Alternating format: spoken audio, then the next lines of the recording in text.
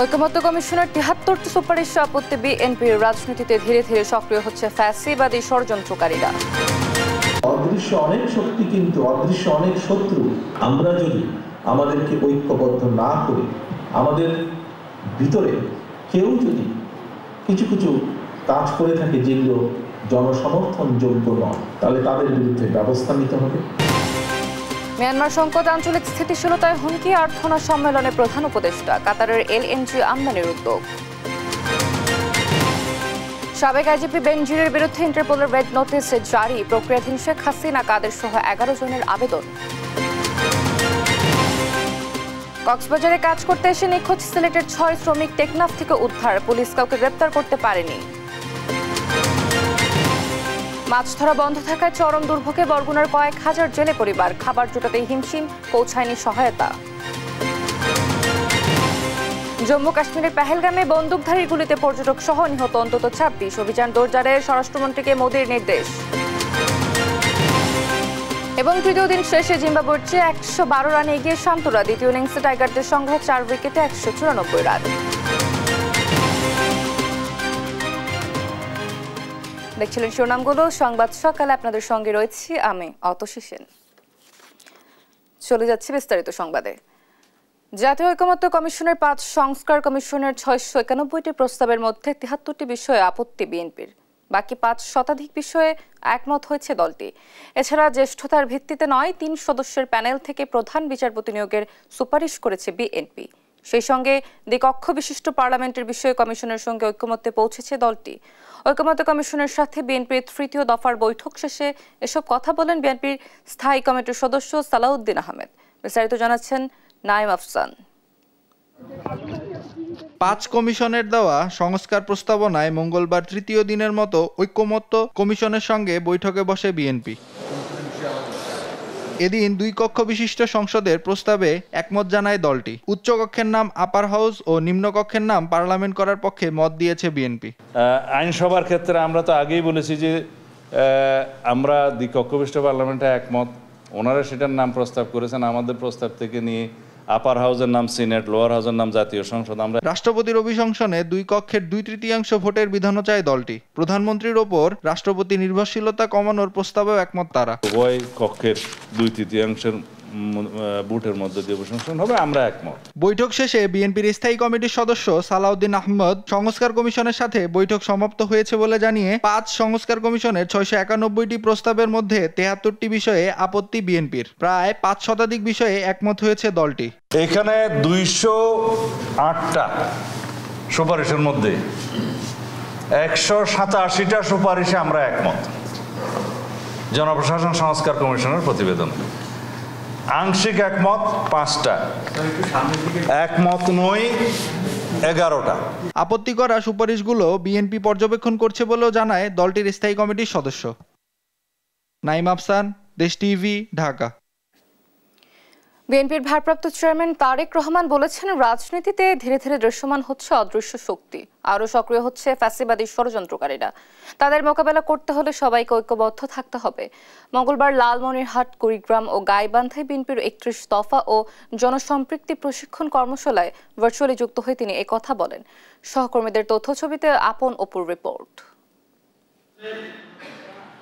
মঙ্গলবার লালমনিরহাট, কুড়িগ্রাম ও গাইবান্ধা জেলার কর্মীদের নিয়ে রাষ্ট্র কাঠামো মেরামতে 31 দফা বাস্তবায়নে কর্মশালা করে বিএনপি। অনুষ্ঠানে ভার্চুয়ালি যুক্ত হন দলটির ভারপ্রাপ্ত চেয়ারম্যান তারেক রহমান। এ সময় তিনি বলেন, জনগণের কিসে মঙ্গল তা নিয়েই বিএনপির রাজনীতি। যতগুলো সরকার, রাজনৈতিক সরকার আজ পর্যন্ত বাংলাদেশ পরিচালনা করেছে, যদি হিসাব নিকাশ করি আমরা যে জনগণের জন্য, দেশের জন্য বিভিন্ন রকম ভালো কাজ যাতে জনগণ উপকৃত হয়েছে, দেশ উপকৃত হয়েছে, তার দেখুন 70% কাজ আপনাদের দল করেছে বাংলাদেশ জাতীয়। তিনি আরো বলেন, রাজনীতিতে ধীরে ধীরে দৃশ্যমান হচ্ছে অদৃশ্য শক্তি, আরো সক্রিয় হচ্ছে ফ্যাসিবাদী ষড়যন্ত্রকারীরা। তাদের মোকাবিলা করতে ঐক্যবদ্ধ থাকার আহ্বান জানান তারেক রহমান। অদৃশ্য অনেক শক্তি কিন্তু অদৃশ্য অনেক শত্রু বা প্রতিপক্ষ কিন্তু আজ আস্তে আস্তে দৃশ্যমান হচ্ছে। আমরা যদি আমাদেরকে ঐক্যবদ্ধ না করি, আমাদের ভিতরে কেউ যদি কিছু কিছু কাজ করে থাকে যেগুলো জনসমর্থনযোগ্য নয়, তাহলে তাদের বিরুদ্ধে ব্যবস্থা নিতে হবে, তাদেরকে সরিয়ে দিতে হবে, তাদের সাথে সম্পর্ক রাখা যাবে না। বিএনপি ক্ষমতায় গেলে শিক্ষা, সংস্কৃতি, কৃষিখাতের উন্নয়ন ও কর্মসংস্থান সৃষ্টিতে কাজ করবে বলেও জানান তারেক রহমান। আপন অপু, নিউজ ডেস্ক, দেশ টিভি। মিয়ানমারের দীর্ঘস্থায়ী সংকট আঞ্চলিক স্থিতিশীলতার জন্য হুমকি হয়ে দাঁড়িয়েছে বলে জানিয়েছেন প্রধান উপদেষ্টা ডক্টর মোহাম্মদ ইউনূস। রোহিঙ্গাদের নিজ দেশে নিরাপদ প্রত্যাবাসনে ফের আন্তর্জাতিক সম্প্রদায়ের সহায়তা চান তিনি। এদিকে কাতার থেকে স্বল্প মূল্যে এলএনজি আমদানির চেষ্টা চলছে বলে জানিয়েছেন প্রধান উপদেষ্টার প্রেস সচিব সাইফুল রিপনের প্রতিবেদন। কাতারের দোহায় অনুষ্ঠিত আর্থনা সামিট 2025-এ বক্তব্য রাখেন প্রধান উপদেষ্টা ডক্টর মোহাম্মদ ইউনূস। বলেন, ভবিষ্যৎ সমাজ গড়তে সারা পৃথিবী জুড়ে তরুণ প্রজন্ম অসমতার বিরুদ্ধে প্রতিবাদ করছে, দাবি তুলছে ন্যায্য হিস্যা বন্টনের। বাংলাদেশেও ইতিবাচক পরিবর্তনে সবাইকে অন্তর্ভুক্ত করতে তরুণ প্রজন্ম চালকের ভূমিকা নিয়েছে। ব্যক্তি স্বার্থকেন্দ্রিক অর্থনৈতিক পরিকল্পনা বিশ্বকে ধ্বংসের দ্বার প্রান্তে নিয়ে গেছে দাবি করে প্রধান উপদেষ্টা বলেন, আমাদের সামাজিক ব্যবসায় গুরুত্ব দিতে হবে। শূন্য দারিদ্রতা, শূন্য বেকারত্ব ও শূন্য কার্বন নিঃসরণ কল্পনার বিষয় নয় দাবি করে প্রধান উপদেষ্টা বলেন, সম্মিলিত প্রচেষ্টায় তা অর্জন সম্ভব। বর্তমান বিশ্বে যুদ্ধ, সংঘাত মানবাধিকার খর্ব করছে, অর্থনীতিতেও ব্যাঘাত ঘটাচ্ছে বলে মন্তব্য করেন প্রধান উপদেষ্টা। টেকসই ও সমতার ভবিষ্যতের জন্য সম্মিলিত প্রচেষ্টার আহ্বান জানান তিনি। বলেন, ভবিষ্যৎ আমাদের উত্তরাধিকার সূত্রে পাওয়া বিষয় নয়, বরং এটি এমন বিষয় যা আমরা তৈরি করি। প্রধান উপদেষ্টার কাতার সফর নিয়ে প্রেস সচিব জানান, সামিটে অংশ নেয়া ছাড়াও সাইডলাইনে কাতার রাজপরিবারের সদস্যদের সাথে গুরুত্বপূর্ণ বৈঠক করেছেন ডক্টর ইউনূস। পাশাপাশি দেশের বিনিয়োগ পরিবেশ নিশ্চিত করতে স্বল্প মূল্যে এলএনজি আমদানির চেষ্টা চলছে বলেও জানান তিনি। আমরা চাচ্ছি যে কাতারের সাথে আমাদের সম্পর্কটা আরও সুদৃঢ় হলে আমরা যদি এলএনজি আরও বেটার প্রাইসে পাই, হোয়াই নট। আমরা এই বিষয়ে কাতারের সাথে আমাদের খুব ভালো হবে। কাতারের কাছে আপনি জানেন পতিত স্বৈরাচার প্রচুর টাকা রেখে গেছিলেন, কয়েকশো মিলিয়ন ডলার কাতারের দেনা তারা দেননি, এবং এতে যেটা হচ্ছে যে কাতারের সাথে এক ধরনের দূরত্ব তৈরি হওয়ার সম্ভাবনা দেখা গিয়েছিল। আমাদের গভর্নমেন্ট এসে পুরো টাকাটা দেওয়ার আমরা মুভ নিয়েছি। এখন বোধহয় 37 মিলিয়ন ডলার আছে, কালকে বা এই সপ্তাহের মধ্যে পুরো টাকাটা পে অফ করা হবে। সাইফুল রিপন, দেশ টিভি, ঢাকা। আওয়ামী লীগ সরকারের আলোচিত সমালোচিত আইজিপি বেনজির আহমেদের বিরুদ্ধে রেড নোটিশ জারি করেছে ইন্টারপোল। এছাড়া সাবেক প্রধানমন্ত্রী শেখ হাসিনা ও আওয়ামী লীগ সাধারণ সম্পাদক ওবায়দুল কাদের সহ 11 জনের বিরুদ্ধে রেড নোটিশ জারির বিষয়টি ইন্টারপোলে পর্যালোচনাধীন আছে। বিকেলে পুলিশ সদর দপ্তর থেকে তথ্য নিশ্চিত করা হয়। সাবরিনা মজুমদারের রিপোর্ট। বৈষম্য বিরোধী ছাত্র জনতার আন্দোলন দমনে গণহত্যার মামলায় পলাতক রয়েছেন ভারতে অবস্থানরত সাবেক প্রধানমন্ত্রী শেখ হাসিনা সহ আওয়ামী লীগ নেতাকর্মীরা। গেল বছরের 22 ডিসেম্বর আন্তর্জাতিক অপরাধ ট্রাইব্যুনাল পলাতক শেখ হাসিনার বিরুদ্ধে ইন্টারপোলে রেড নোটিশ জারির আবেদন করে।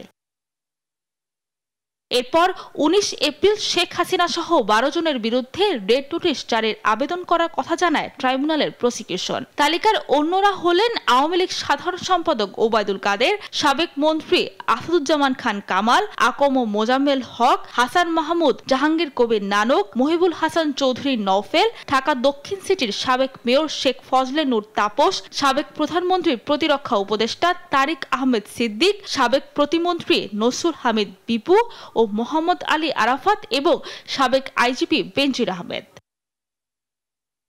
তাদের মধ্যে সবার আগে সাবেক আইজিপি বেনজির আহমেদের বিরুদ্ধে রেড নোটিশ জারি করল ইন্টারপোল। গেল 10 এপ্রিল এই রেড নোটিশ জারি করা হয়। বেনজির আহমেদ সপরিবারে পলাতক, কোন দেশে আছেন তা এখনো নিশ্চিত হতে পারেনি বাংলাদেশ পুলিশ। তবে তাদের আশা রেড নোটিশ জারি হওয়ায় খুব শিগগিরই তার অবস্থান নিশ্চিত এবং গ্রেফতার করে দেশে ফিরিয়ে আনা সম্ভব হবে। তবে বেনজিরের বিরুদ্ধে রেড নোটিশটি এখনো ইন্টারপোলের ওয়েবসাইটে দেয়া হয়নি। তার অবস্থান শনাক্তের পরই সেটি ওয়েবসাইটে দেওয়া হবে বলে জানিয়েছেন বাংলাদেশ পুলিশ। সাবরিনা মজুমদার, দেশ টিভি, ঢাকা। বিদেশে পলাতক শেখ হাসিনা সহ তার পরিবারের সদস্যদের দেশে ফেরাতে কার্যক্রম শুরু করেছে দুদক। এ তথ্য জানিয়ে সংস্থার কমিশনার হাফিজ আহসান ফরিদ বলেন, আসামিদের ফেরাতে আন্তর্জাতিক বিভিন্ন সংস্থার সঙ্গে চুক্তির পাশাপাশি পাঠানো হচ্ছে চিঠি। টিলিপ সিদ্দিককে বাংলাদেশি নাগরিক হিসেবে বিচারের আওতায় আনার কথাও জানালো তিনি। এদিকে রাজশাহী সিটির সাবেক মেয়র খায়রুজ্জামান লিটনের বিরুদ্ধে মামলা করেছে দুদক। ফজলে আদিত্যের রিপোর্ট। পতিত সরকারের প্রধানমন্ত্রী শেখ হাসিনা পরিবারের বিরুদ্ধে প্রতিদিনই দুর্নীতির নতুন নতুন অভিযোগ জমা হচ্ছে দুদকে। ইতোমধ্যে পূর্বাঞ্চলে প্লট জালিয়াতির 6 মামলায় চার্জশিট দাখিলের পর আদালত শেখ হাসিনা সহ তার পরিবারের সদস্য ও সংশ্লিষ্টদের বিরুদ্ধে গ্রেফতারি পরোয়ানা জারি করেছে। প্রশ্নের জবাবে দুদক কমিশনার জানান, পলাতক আসামিদের দেশে ফেরাতে বিভিন্ন দেশ ও আন্তর্জাতিক সংস্থার সাথে চুক্তিসহ নানা পদক্ষেপ নেওয়া হচ্ছে। ইন্টারপোলের সহায়তা নেয়ার বিষয়ে আগামী কমিশন সভায় সিদ্ধান্ত হতে পারে। তো ইতিমধ্যেই তো বাংলাদেশ সরকারের পক্ষ থেকে অনুরোধ জানানো হয়েছে যে অভিযুক্ত ব্যক্তিদের ফেরত পাঠানোর জন্য। এছাড়া আমাদের সাথে বিভিন্ন আন্তর্জাতিক দুর্নীতি দমন সংস্থার সাথে আমাদের চুক্তি পর্যায়ে রয়েছে। তো চুক্তি হয়ে গেলেই আমরা তাদের কাছ থেকে সাহায্য আশা করব। এদিকে দুর্নীতি মামলায় আসামি টিলিপ সিদ্দিক নিজেকে ব্রিটেনের নাগরিক দাবি করলেও দুদক বলছে বাংলাদেশের নাগরিক হিসেবে তাকে বিচারের আওতায় আনা হচ্ছে।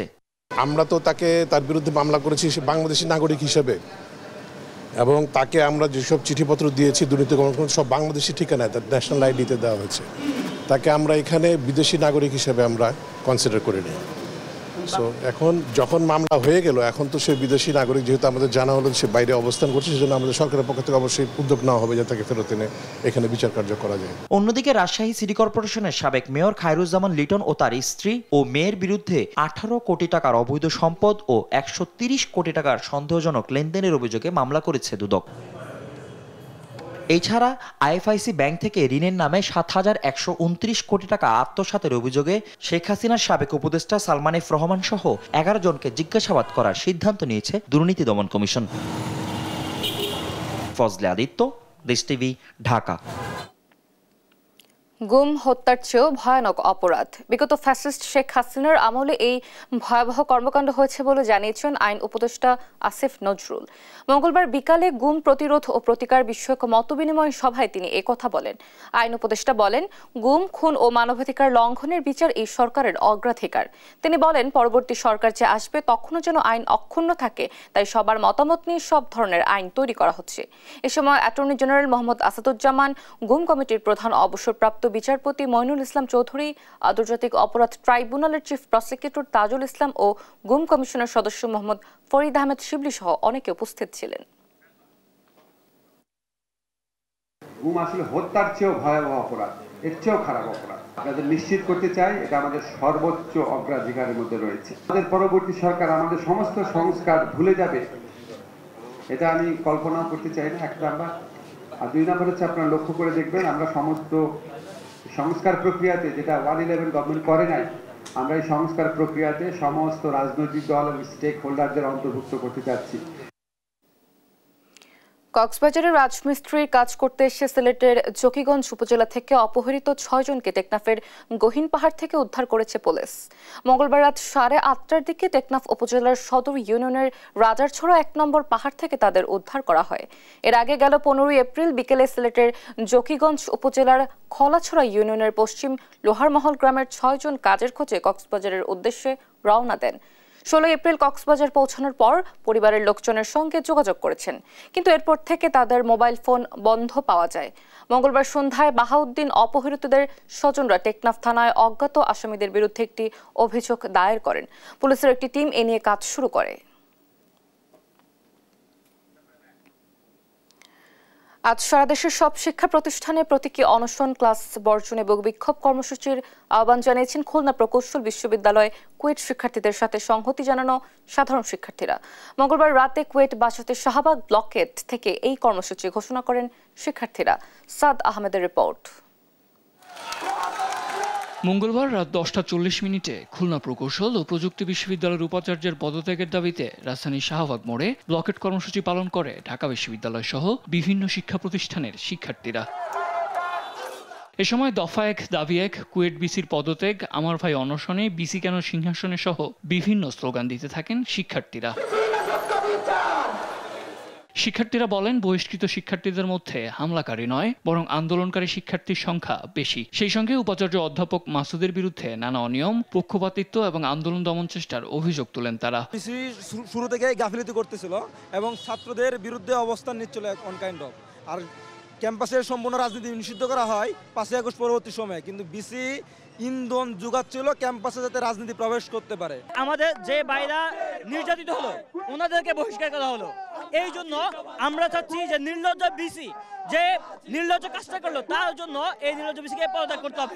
বিসি শিক্ষার্থীদের নিরাপত্তা দিতে সম্পূর্ণরূপে ব্যর্থ হয়েছেন, তার এই পদে থাকার আর কোনো ধরনের নৈতিক অধিকার নাই। এছাড়া কুয়েট শিক্ষার্থীদের সাথে মিল রেখে আজ সব শিক্ষা প্রতিষ্ঠানে প্রতীকী অনশন, ক্লাস বর্জন এবং বিক্ষোভ কর্মসূচির আহ্বান জানান তারা। সেই সঙ্গে বিকেল 3টায় রাজু ভাস্কর্যের পাদদেশে বিক্ষোভ মিছিল করবেন তারা। তাদেরকে মৃত্যুর মুখে রেখে আমরা ক্লাস করতে পারি না, এজন্য সকল ধরনের ক্লাস বর্জনের আহ্বান জানাচ্ছি। সকল ক্যাম্পাসে প্রতীকী অনশন ও অবস্থান কর্মসূচি পালন করুন। বিকাল 3টায় রাজু ভাস্কর্যের পাদদেশে এক দফা দাবিতে বিক্ষোভ সমাবেশ অনুষ্ঠিত হবে। এর আগে সোমবার বিকেল থেকে উপাচার্যের পদত্যাগের দাবিতে আমরণ অনশন শুরু করে শিক্ষার্থীরা। সাদ আহমেদ, দেশ টিভি, ঢাকা। বাংলাদেশের যুব সমাজকে ধ্বংস করতে ভারত ফেন্সিডিল পাঠায় বলে মন্তব্য করেছেন স্বরাষ্ট্র উপদেষ্টা জাহাঙ্গীর আলম চৌধুরী। তিনি বলেন, মাদক আমাদের যুব সমাজকে ধ্বংস করে দিচ্ছে। এ বিষয়ে সরকার কঠোর অবস্থানে রয়েছে। মঙ্গলবার দুপুরে যশোরে জেলা প্রশাসকের কার্যালয়ে সাংবাদিকদের সাথে মতবিনিময়কালে তিনি কথা বলেন। স্বরাষ্ট্র উপদেষ্টা আরও বলেন, একসময় পুলিশের ভর্তি ও পদোন্নয়ন নিয়ে বড় ধরনের ঘুষ বাণিজ্য হতো। সরকার এগুলো বন্ধে কঠোর পদক্ষেপ নিচ্ছে। এ সময় থানায় সাধারণ মানুষের বসার মতো পরিবেশ নিশ্চিত করার ওপরও তিনি জোর দেন। থেকে যে ফেন্সিডিলটা আসে, এই ফেন্সিডিলটা কিন্তু অন্য দেশে খায় না, ওরাই আমগো দেশের জন্যই পাঠায়। দেশের সবচেয়ে বড় সমস্যা হলো যদি দুর্নীতিটা কমায় আনা যেত আর কোনো সমস্যা নেই।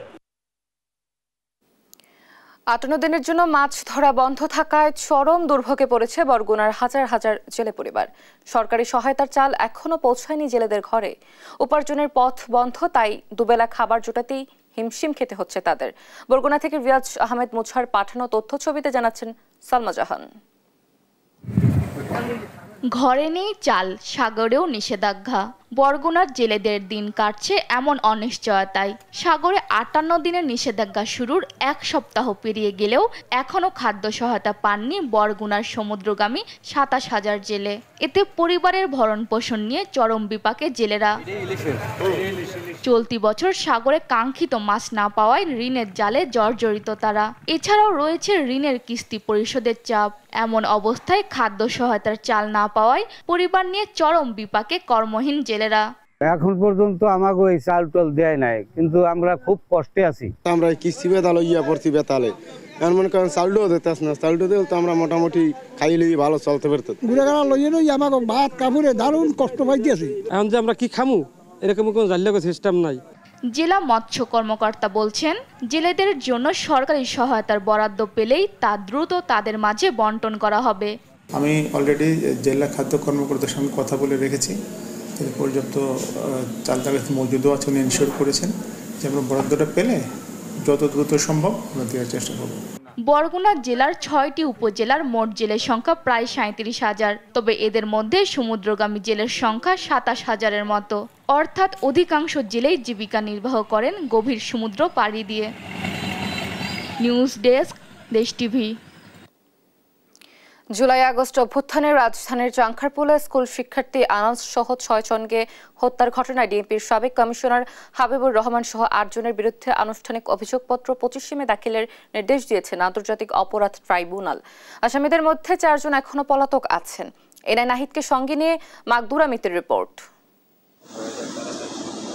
ছাত্র জনতার আন্দোলনে 5 আগস্ট রাজধানীর চানখারপুলে স্কুল শিক্ষার্থী আনাস সহ 6 জনকে হত্যার ঘটনায় পুলিশ কর্মকর্তা Arshad, constable Sujon Hossain, constable Imaj Hossain, constable নাসিরুলকে আন্তর্জাতিক অপরাধ ট্রাইব্যুনালে হাজির করা হয়। মঙ্গলবার সকাল 10টায় তাদের কারাগার থেকে ট্রাইব্যুনালে হাজির করে প্রসিকিউশন। এ সময় 8 পুলিশ সদস্যের বিরুদ্ধে তদন্ত প্রতিবেদন জমা দেয় প্রসিকিউশন। আসামিদের মধ্যে 4 জন পলাতক আছেন। চিফ প্রসিকিউটর তাজুল ইসলাম বলেন, জুলাই-আগস্ট গণহত্যার প্রথম মামলা হিসেবে চানখারপুলের ঘটনায় তদন্ত কাজ শেষ হয়েছে। চিফ প্রসিকিউটর জানান, তদন্ত প্রতিবেদন অনুযায়ী মোট 79 জনের সাক্ষ্য নেওয়া হয়েছে। প্রতিবেদনে সংযুক্ত আছে 19টি ভিডিও, 11টি পত্রিকার প্রতিবেদন, 2টি অডিও, 11টি বই ও রিপোর্ট এবং 6টি মৃত্যু সনদ। পরে আনুষ্ঠানিক অভিযোগপত্র দাখিলের জন্য 25 মে দিন ধার্য করেন ট্রাইব্যুনাল।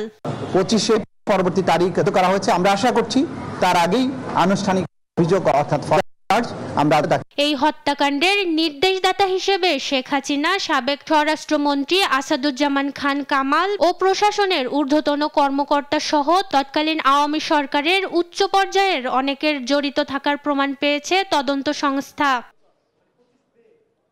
মাকদুরা মিতি, দেশ টিভি, ঢাকা।